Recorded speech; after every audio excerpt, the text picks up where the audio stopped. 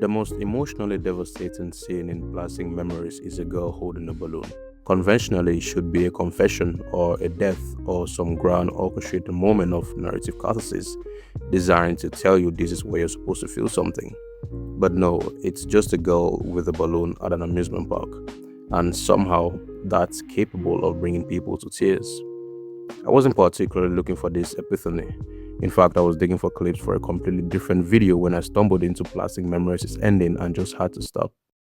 Because there's something happening in this story that gets completely overlooked in favor of how much it makes people cry. And I think it deserves its own conversation. So today I'm making a case for simplicity, which, if you know anything about me, is probably the last thing you expected to hear.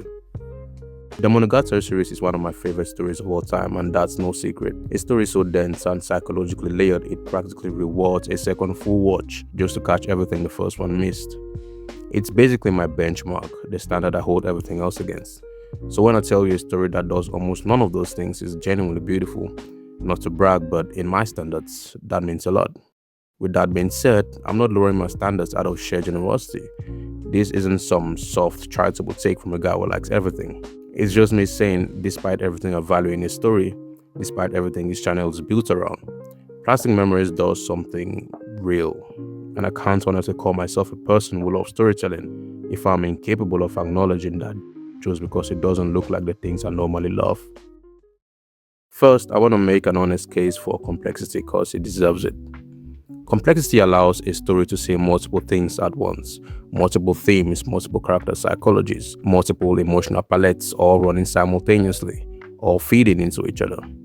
When that works, it's breathtaking. There's a reason the things I love are the things I love. But complexity divides attention. Every additional layer is another place the story's focus has to go to. Likewise, every new thread is another world the story is drawing from, and the more directions the story is pulling in at once, the harder it becomes for any single thing to fully absorb what the story has to offer. Simplicity does the opposite.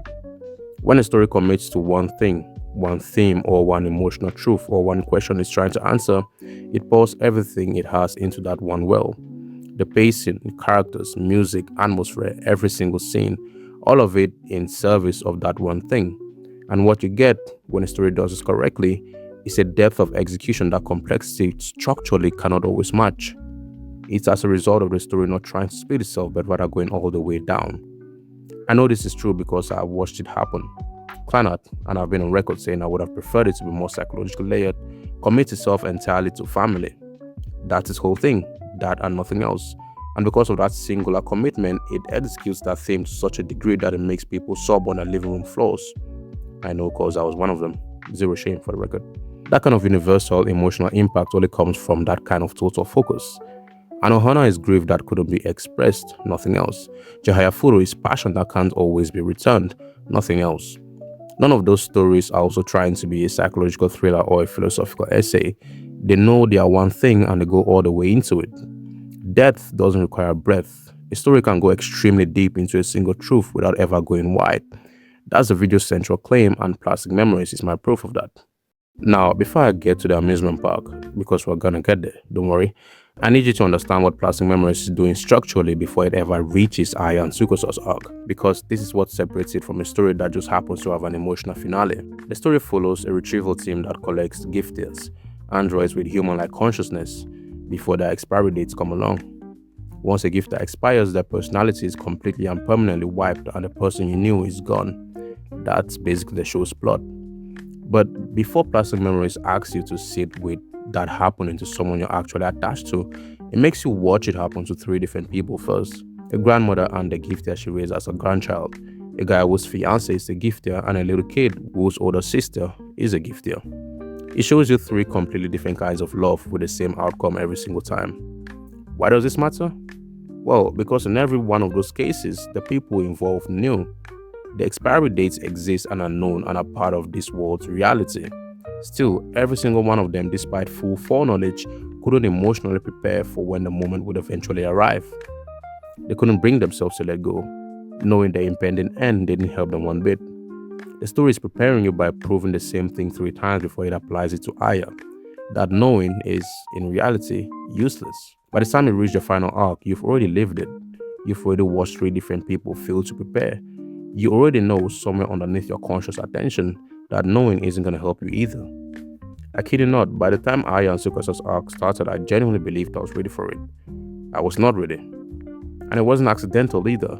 For all intents and purposes, it was just simple storytelling doing exactly and only what it set out to do.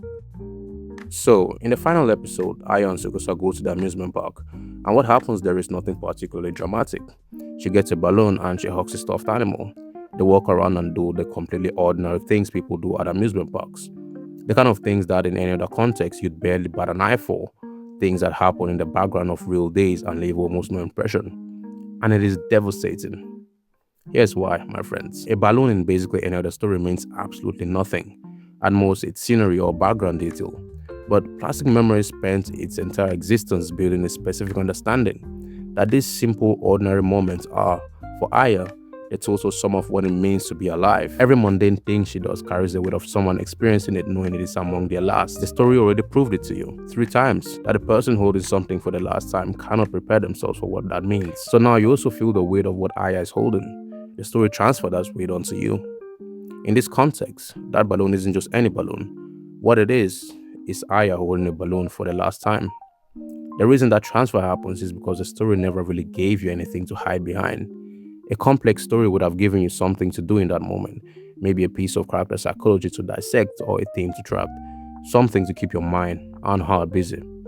Plastic Memories, on the other hand, gives you nothing to do except feel it. Your defenses are completely non-existent because the story was never trying to be clever. From the very start, it was only ever trying to be honest, and that's what I keep coming back to. I wasn't studying Plastic Memories when this came to me. I just stumbled into the ending while looking for footage for something else entirely. And something from a story I hadn't actively thought about in a while just randomly found me without me working for it. It didn't require a rewatch or some deep analysis. The feeling was just left behind after I finished the series over a year ago. That kind of staying power is the real measure of a simple story done right, where it changes how you see something ordinary entirely. For example, when a balloon at an amusement park means something different to you after, when the story has left something behind in you that wasn't there before and never quite goes away. Plastic Memories did that without ever trying to be anything other than it was. Now, the most obvious counter to all this, which is pretty reasonable, is that simplicity limits what a story can say. If it's only saying one thing, the ceiling is lower by definition. That's just true and I accept it. But that point only holds if the story is actually making good use of its complexity. And that's where Your Lie in April becomes the most useful comparison I can make here. Some of you most likely know I'm not a big fan of Your Lie in April. I'm going to properly deliberate on why that is and how it connects to everything I've been saying in this video. Your Lie in April had a lot of real material. Kusei's arc, a prodigy who loses the ability to hear his own playing after his mother's death, trying to find his way back to music. That alone is a full story. Given room to breathe, that alone could have hit the way Plastic Memories hits. It was genuinely something, but the story speed itself. He tried to execute Kaoru's tragedy and Tsubaki's love for Kusei alongside Kusei's main storyline simultaneously. Multiple arcs in 22 episodes, mind you, and it failed miserably. Only one of them, Kusei's, got the space it actually needed to hit properly. Everything else gets diluted in the process. You can feel where the focus is being divided and where the story is giving you less than it could because it's giving you more than it can handle. On top of that, Your Lie in April is partly engineered around concealment. A significant part of its emotional weight depends on something you don't know yet. Try taking away the reveal and the impact is genuinely diminished. The story needs you not to know about Kaoru's illness. Compare that to Plastic Memories, who literally tells you the ending in the first episode. It didn't need all that jiggy-jagger to make you weep in the end. Aya's situation is established immediately without any mystery around it. The story says, yes, exactly what's coming. Are you still with us? That's insane. I mean, you guys need to understand how insane this is. The confidence to do that is actually daringly impressive. The story was betting its entire runtime on the honesty of what it was showing you. One of these stories trusts its audience with a full narrative laid bare from the very start. The other, though, needs its audience's ignorance to work. That difference is exactly what I've been talking about this whole time. And don't come to me saying, oh, but what about mysteries? What about mystery stories then? Your Lie in April is not primarily a mystery, so that point is already in quicksand before you even mention it. I love complex stories and that's never gonna change. I'll defend the Monogatari series to my last breath, and I'll probably never stop wishing more stories would push into the psychological ugliness underneath grief rather than just the feeling of it. That's still true, but complexity is a tool. And like any tool, it can be used to build something extraordinary, or it can be used to fill space where a clearer vision should have been.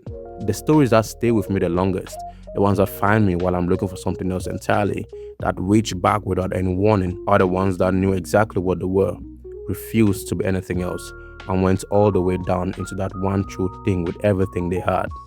Plastic Memories knew it's one thing from the very first episode: connection, loss, the proof that foreknowledge does not protect you from grief, and it poured everything it had into that one well without any details or brute complexity. The girl holds a balloon, the world doesn't stop, nothing proclaims itself to be significant, and yet it compels your eyes to rain. That is what genuine simplicity can do.